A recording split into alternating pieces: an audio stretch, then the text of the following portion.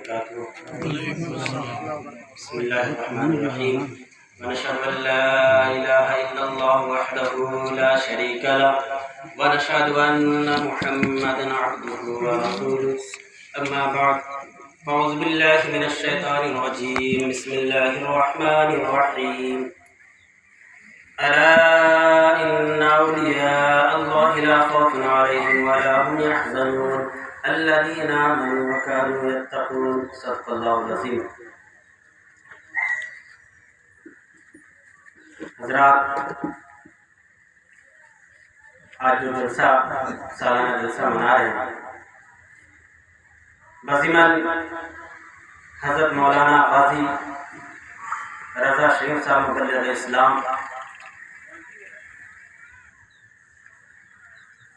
آپ کے سالانہ عرس کے ضمن میں یہ جلسے جو ہے منعقد ہوا، جس کا مقصد ہے کہ اللہ کے رسول صلی اللہ علیہ وسلم کا دین پوری دنیا میں پھیلنا اور بزرگان دین اولیاء کرام جو ہندوستان میں کثرت سے آئے، آپ کا مقصد ایک ہی تھا کہ اس ہندوستان کی دھرتی پر حضور اکرم صلی اللہ علیہ وسلم کا دین لے کر آئے۔ سرکار دو عالم صلی اللہ علیہ وسلم کی حدیث ہے کہ مجھے ہندوستان سے ٹھنڈی ہوا آ رہی ہے، اور کربلا معلیٰ میں امام حسین علی مقام کی 3 شرائط میں سے ایک شرط یہ تھی کہ مجھے ہندوستان جانے دو جہاں سے میرے نانا جان کو جو ٹھنڈی ہوا آئی ہے۔ مولا کائنات فرماتے ہیں کہ مجھے ہندوستان سے ربانی خوشبو آ رہی ہے۔ الغرض، ان تمام واقعات کو اگر مد نظر رکھتے ہیں اور ہندوستان کا جائزہ لیں تو معلوم ہوگا کہ ہندوستان کے کسی بھی کونے میں چلے جاؤ، ہر جگہ اولیاء کرام بزرگان دین کے جو ہے مزارات ہیں، ان کے آرام گاہ ہیں، لیکن اگر ان کے آرام گاہ یا ان کی ہسٹری میں اگر جا کے دیکھتے ہیں تو کثرت سے اولیاء کرام بزرگان دین ہندوستان کے نہیں ہیں، بلکہ دوسرے ممالک سے ہندوستان کو اپنا مسکن بنائے۔ ٹھیک اسی طریقے سے مولانا غازی رضا شریف صاحب مبلغ اسلام رحمۃ اللہ علیہ، آپ جو ہے یو پی کے نہیں ہیں، یہاں بنی چوراہا کے رہنے والے نہیں ہیں، آپ جو ہے آندھرا کے رہنے والے، لیکن آپ یہاں پر یو پی میں آئے کس لیے؟ کیا کاروبار کے لیے یا تجارت کے لیے، ذریعہ معاش کے لیے؟ نہیں، بلکہ آپ کا مقصد یہ تھا اللہ کے دین کو غالب کرنے کے لیے۔ یہاں الہ آباد میں آئے بڑے بڑے پنڈتوں سے ملنے کے لیے، برہمنوں سے ملنے کے لیے، آچاریاؤں سے ملنے کے لیے۔ کس لیے؟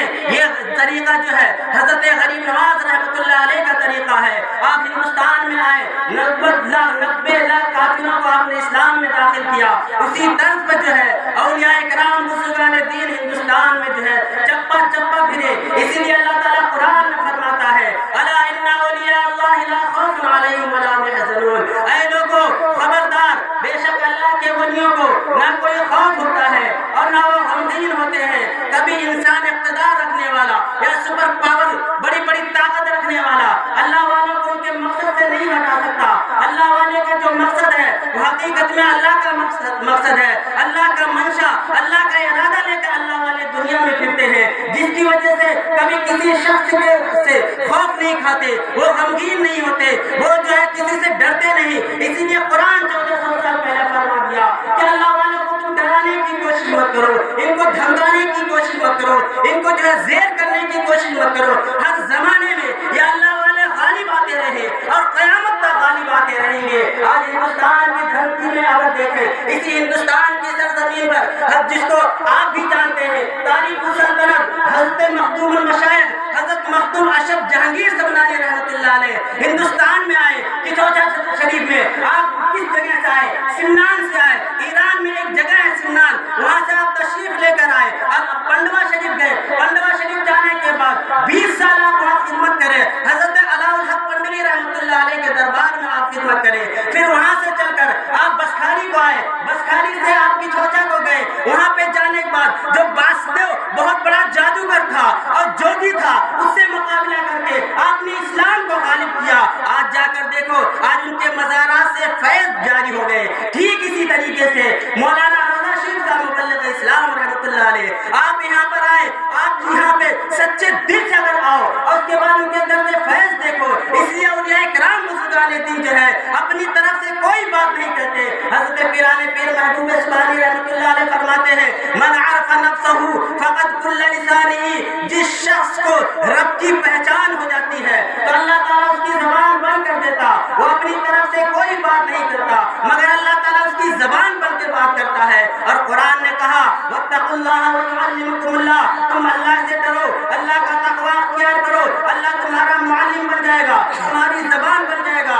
اور اسی طریقے سے اولیاء کرام بزرگان دین بڑے بڑے مٹوں مندروں میں کس لیے جا رہے ہیں؟ اگر ہندوستان کی مذہبی کتاب اٹھا کر دیکھتے ہیں، وید، شاستر، گرنتھ، رامائن اور بڑی جو مذہبی کتاب ہے جو ہندو بھائی کثرت سے پڑھتے ہیں، ان تمام مذہبی کتابوں میں حضور اکرم صلی اللہ علیہ وسلم کے نام مبارک کی بھوشوانی بشارات موجود ہے. ویدوں میں آیا ہے کہ حضور اکرم صلی اللہ علیہ وسلم کا نام کہیں پر مامہے کا لفظ آیا، کہیں پر نراشنس کا لفظ آیا، کہیں جو ہے انتم رشی کا ذکر آیا، کہیں مامہے کا لفظ آیا، احمنن محمنن کا لفظ آیا. اے لوگ یہ کون ہے؟ کس کے وجود کی طرف بھوشوانی ہے؟ یہ حضور اکرم صلی اللہ علیہ وسلم کا وجود ہے. اسی لیے کبیر داس آپ فرماتے ہیں بھائی رے تو جگدیش کہاں سے لائے؟ کون ہے جو من کھائے؟ وہی مہادیو، وہی محمد، وہی محمد، وہی مہادیو. جس کو ہندو بھائی مہادیو کہتے ہیں، حقیقت میں مہادیو یہ حضور اکرم صلی اللہ علیہ وسلم کا وجود ہے.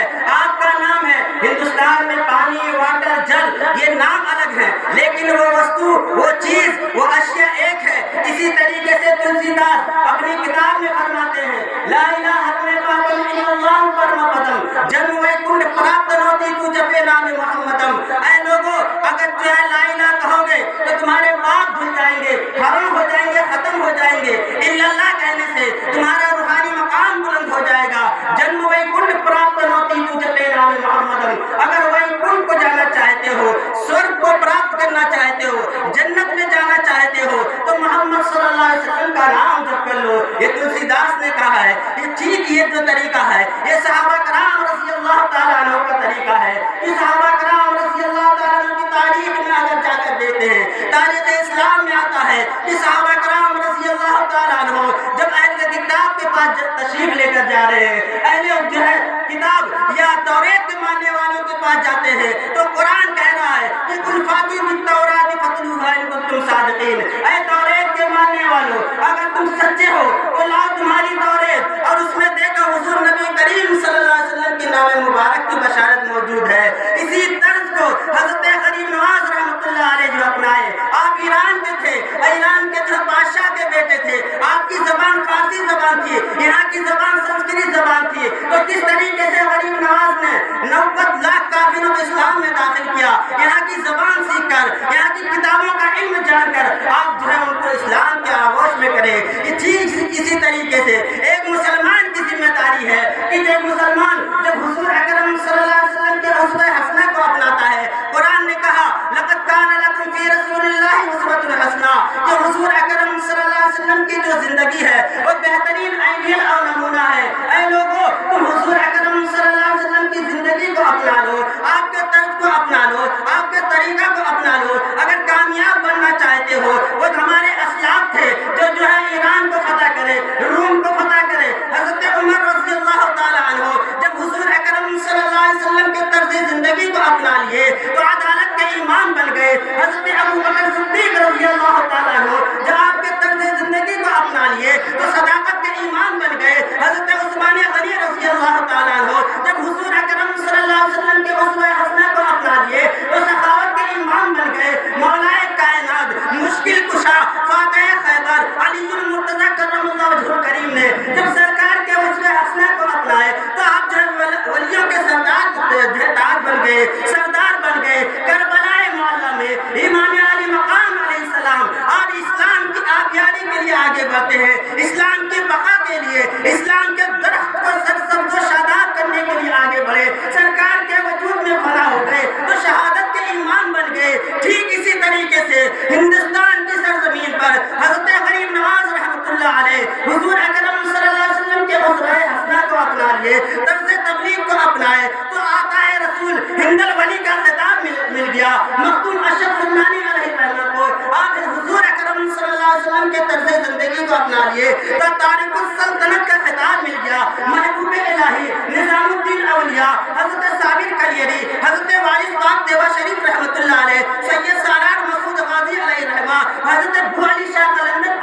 ہوگی. یہ اولیاء کرام کس لیے آئے؟ اے لوگوں، ان کا آنے کا مقصد ایک ہے کہ اللہ تعالیٰ کے دین کو غالب کرنا. اے مسلمانوں، تم بھی اپنے اندر وہ جذبہ تبلیغ پیدا کر لو. حضور اکرم صلی اللہ علیہ وسلم کے دین کو لے کر پھرنے والے بن جاؤ. اپنے اختلافی مسائل سے دور ہو جاؤ، اپنے فروعی مسائل سے دور ہو جاؤ. تمہارا جو عین نصب العین ہے وہ ہے تبلیغ اسلام. جس طریقے سے اللہ تعالیٰ مسلمانوں پر نماز، روزہ، حج، زکات، قربانی فرض کیا، اسی طریقے سے مسلمانوں تمہارے اوپر تبلیغ اسلام بھی فرض ہے. تم تبلیغ اسلام کے لیے آگے بڑھو. ہم یہ تاریخ میں دیکھتے ہیں جو وجود تبلیغ اسلام کو لے کر آگے بڑھا، میدان میں نکلے، وہ کبھی دشمنوں کے سامنے زیر نہیں ہوئے، بلکہ اللہ غالب کر کے بتایا. کیونکہ قرآن میں 1400 سال پہلے اعلان کر دیا، کتب اللہ لأغلبن انا ورسلی ان اللہ قوی عزیز. اللہ تعالیٰ اس کو غالب کرے گا جو اللہ کے دین کو لے کر آگے بڑھے گا. حضرت غریب نواز رحمۃ اللہ علیہ پرتھوی راج چوہان کی حکومت پر غالب آئے. کس کی بدولت؟ اسلام کی بدولت، قرآن کی بدولت. حضرت اولیاء کرام بزرگان دین بڑے بڑے بادشاہوں اور حکومتوں پر غالب آئے. کس کی بدولت؟ اسلام اور قرآن، حضور اکرم صلی اللہ علیہ وسلم کے عشق کی بدولت. اے مسلمانوں، آج ہم جو ہے پستی کی طرف جا رہے ہیں، زوال کی طرف جا رہے ہیں. ہمارے عروج کا کوئی نام و نشان نہیں ہے. کیوں؟ کیونکہ ہم نے اپنے اسلاف کے بتائے ہوئے طریقے کو چھوڑ دیا ہے. حضور اکرم صلی اللہ علیہ وسلم کے اسوہ حسنہ سے دور ہیں، تاریخ اسلام سے جو ہم دور ہیں. ہم اپنے بچوں کو جو ہے ڈاکٹر، انجینئر اور دنیاوی تعلیم تو دے رہے ہیں، لیکن حدیث قرآن، سیرت صحابہ، سیرت النبی اور قرآن کے علم معرفت سے دور رکھے. جس کی وجہ سے قرآن نے کہا انما اموالکم اولادکم فتنہ. تمہاری اولاد، تمہارا مال تمہارے لیے فتنہ ہے. جو فتنہ ہے اگر جو ہے ان کو دین کی تعلیم نہیں دیے. بہرحال حضور اکرم صلی اللہ علیہ وسلم کا یہ فرمان ہے کہ مجھے ہندوستان سے ٹھنڈی ہوا آ رہی ہے. حقیقت میں وہ ٹھنڈی ہوا غرب اسلام کی طرف اشارہ ہے. یہ حتی مطلع الفجر، اسلام کا سورج طلوع ہونے والا ہے. وہ دن دور نہیں جب پورا ہندوستان امن و شانتی کا گہوارہ بن جائے گا. ہر طرف اللہ اکبر کی صدائیں بلند ہوگی. اس لیے کہ اللہ کو غیرت ہے، اولیاء کرام کے جو ہے ان کے خدمات کو غیرت ہے. ان کے خدمات کو اللہ تعالیٰ رائگاں نہیں کرے گا، کیونکہ قرآن نے کہا ان اللہ لا یضیع اجر المحسنین. ہم احسان کرنے والے کے عمل کو ضائع نہیں کرتے. تو اولیاء کرام نے جو ہندوستان میں احسان کیا، اہل حنوط کے اوپر احسان کیا، انسانیت کے اوپر احسان کیا، اور جو تبلیغ اسلام کو ان کو اپنا شیوا بنائے. جس کی وجہ سے آج دنیا میں، ہندوستان میں کہیں بھی جا کر دیکھیں، تمام بڑے بڑے اسلامی اسکالر کھڑے ہو رہے ہیں. کس لیے کھڑے ہو رہے ہیں؟ اللہ کے دین کو غالب کرنے کے لیے. آج لوگوں کے پاس یہاں پر بھی سننے میں آیا کہ انسان ایسے فروعی مسائل میں پڑ گئے جس الگ نظریہ رکھتے ہیں. ان کے عقائد، ان کے مسلک الگ ہیں. اور کسی کو اگر سوال ہے تو براست بات کر سکتے ہیں. ارے اسلام ایک مسلمان جو اللہ کی ذات کو وحدہ لا شریک لہ مانتا، حضور اکرم صلی اللہ علیہ وسلم کو آخری نبی مان رہا، اور جو ہے توحید و رسالت پہ ایمان لانے کے بعد، یوم آخرت پہ ایمان لانے کے بعد، اگر تمہارے نظریے کے اعتبار سے وہ جو ہے بدعقیدہ یا نعوذ باللہ کافر ہے، تو اسلام مسلمان کی کوئی شناخت بتاؤ. قرآن نے کہا وَلَا تَقُولُوا لِمَنْ أَلْقَىٰ إِلَيْكُمُ السَّلَامَ لَسْتَ مُؤْمِنًا. جس سے تمہاری ملاقات ہوئی، جو تم کو سلام کر رہا تم اس کو مسلمان جانو. بخاری شریف کی حدیث ہے من صلوا صلاتنا واکل ذبیحتنا واستقبل قبلتنا فذلک المسلم. جو ہماری طرح نماز پڑھے، ہمارا ذبیحہ کھائے، ہمارا قبلہ کی تعظیم کرے، بس تم اس کو مسلمان جانو. یہ اللہ کا احکام اور حضور اکرم صلی اللہ علیہ وسلم کے فرمان کہہ رہے. تو اس نظریے، اس بنیاد پر جو مسلمان زندگی گزارتا ہے وہ ہمارا بھائی ہے، وہ مسلمان ہے. بلکہ جو ہے ایک مسلمان جو ہے کفر تک نہیں جا سکتا جو ان اصولوں پر عمل کرتا ہے. تو اگر کسی کو اعتراض تو براست جو ہے ہم سے بات کر سکتے ہیں، مبلغین سے بات کر سکتے ہیں کہ ہمارا جو عمل ہے ہم تمام مسلمانوں کو اپنا بھائی مانتے ہیں. اس لیے کہ فرقہ اور تبلیغ دو متضاد چیز ہے. فرقے میں رہنے والا انسان جو تبلیغ اسلام کا کام نہیں کر سکتا، اور تبلیغ اسلام کے میدان کو گرم کرنے والا انسان کبھی جو فرقے میں مقید نہیں ہوتا. کہیں آپ دیکھیں کہ اولیاء کرام بزرگان دین جب ہندوستان میں آئے کسی فرقے میں مقید تھے؟ نہیں، بلکہ تمام لوگوں کو، صرف مسلمانوں کو نہیں بلکہ تمام ہندوستان کے قوم کو اپنے دربار میں بلائے. جب تک حیات میں تھے آپ کا وصال نہیں ہوا تھا، ہر قوم و مسلک کے لوگ، مذہب کے لوگ آپ کے دربار میں آتے ہیں. لیکن دنیا سے جانے کے بعد بھی آپ کا وصال ہو گیا، پردے میں چلے گئے. لیکن آج بھی ان کے مزارات پر لوگوں کا ایک راستہ لگا ہوا کہ فوج در فوج کے جو ہے مزارات پہ حاضری دے رہے ہیں. کس لیے؟ یہ ان کا عمل ہے. وہ ان کا ایک ہی مقصد تھا کہ تمام مانو تمام انسان خدائے واحد کے بندے ہیں, اور ایک ہی مقصد کہ تمام انسان اللہ کی ذات کو وحدہ لا شریک لہ ماننے والے اور حضور اکرم صلی اللہ علیہ وسلم پر ایمان لانے والے اور خدا کی عبادت کرنے والے بن جائیں. اسی کو قرآن نے کہا, قرآن میں درس آتا ہے کہ تم اللہ کی عبادت کرو.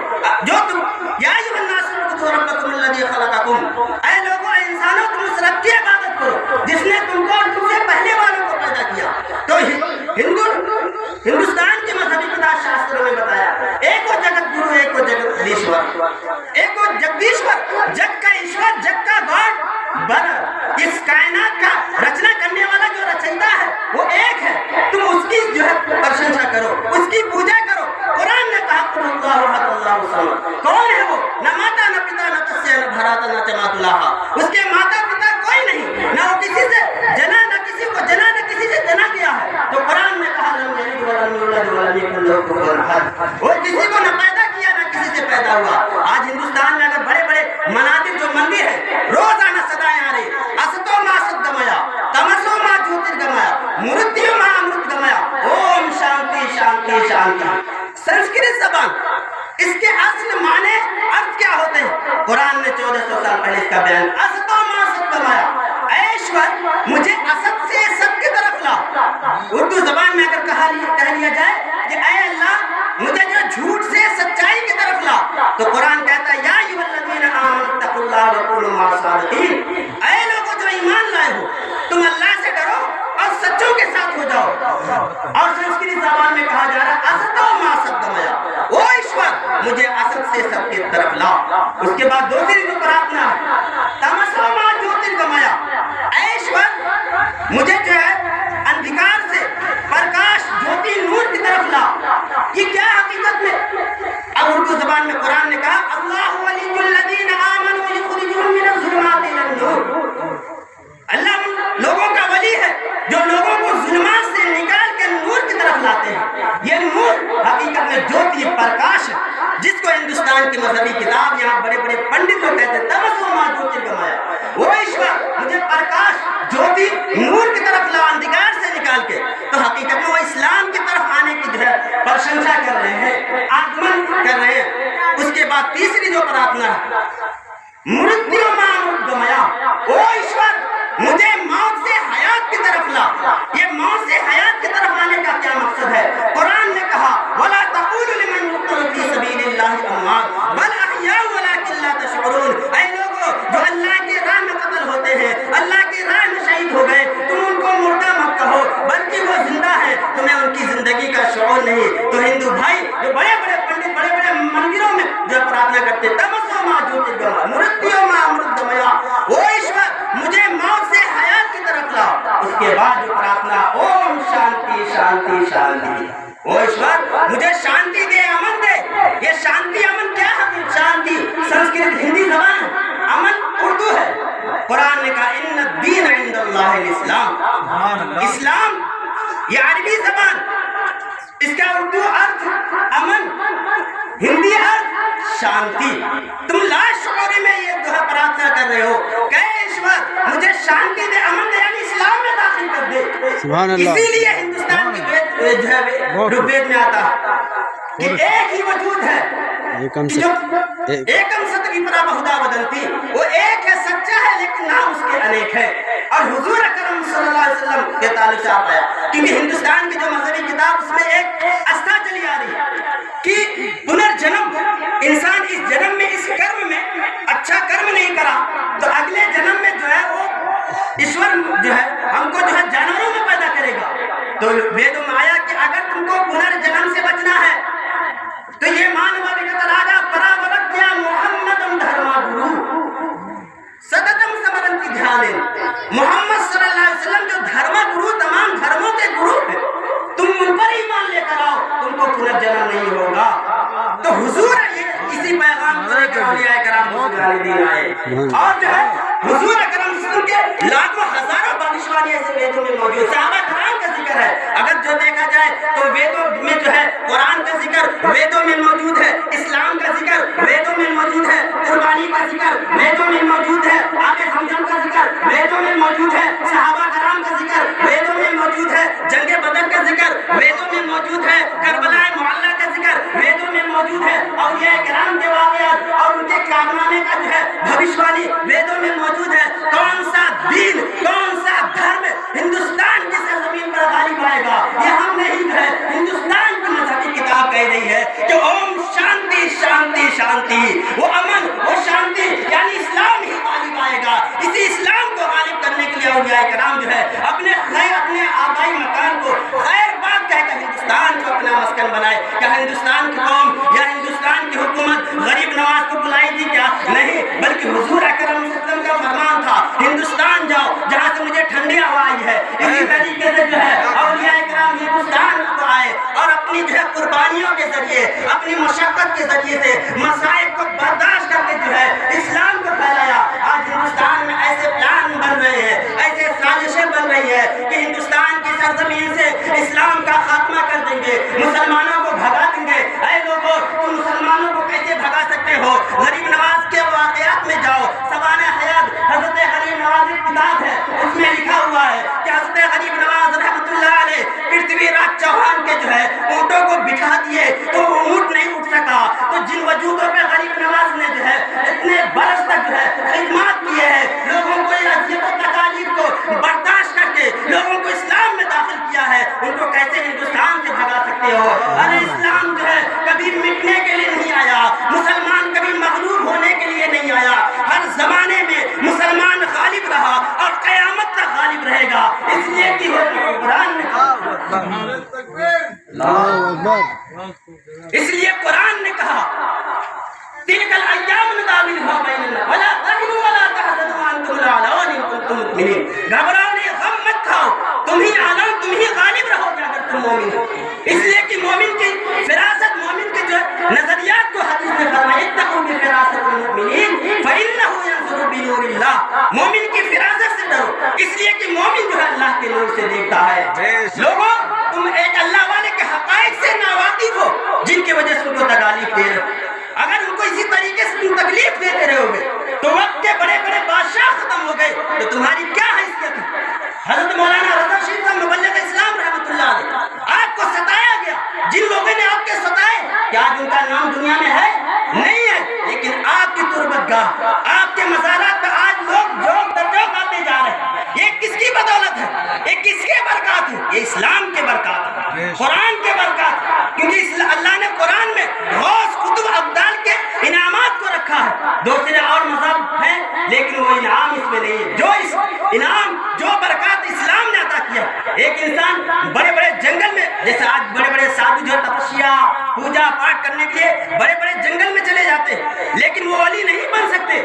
وہ لاکھ جو ہے الٹا لٹک کر بھی جو ہے ذکر کرے, لیکن جب تک وہ اسلام کے آغوش میں نہیں آئیں گے, حضور اکرم صلی اللہ علیہ وسلم کا کلمہ نہیں پڑھیں گے, آپ کے جو ہے غلامی میں داخل نہیں ہو, تب تک وہ جو ہے اسلام جو ہے مسلمان یا وہ ولایت کے مقام پر نہیں پہنچ سکتے.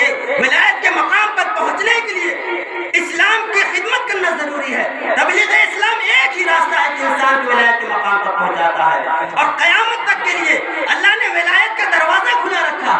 ہر انسان جو ہے ولایت کے مقام پر پہنچ سکتا ہے. شرط ہے کہ وہ حضور اکرم صلی اللہ علیہ وسلم کے اسوہ حسنہ کو اپنائے. آپ کا اسوہ حسنہ یہ نہیں ہے کہ میٹھا کھاؤ, مسواک کرو.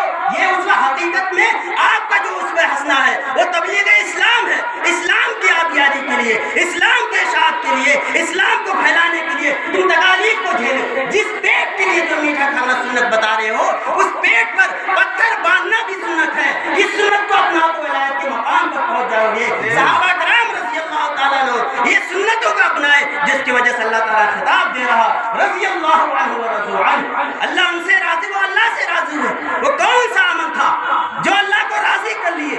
وہ عمل تبلیغ اسلام, اللہ کے دین کو غالب کرنا. اور تبلیغ اسلام کہاں پر کرنا؟ ہندوؤں کے پاس جا کر, بڑے بڑے مٹھوں مندروں میں جا کر ان کی کتاب, ان کی زبان سے ہم کو تبلیغ اسلام کا کام کرنا. انسان جب تبلیغ اسلام کے لیے کھڑا ہوتا تو وسیع ذہن والا ہو جاتا, رحم دل ہو جاتا, تمام مسلمانوں کے نہیں بلکہ تمام نسل انسانیت کو اپنے قریب بلاتا.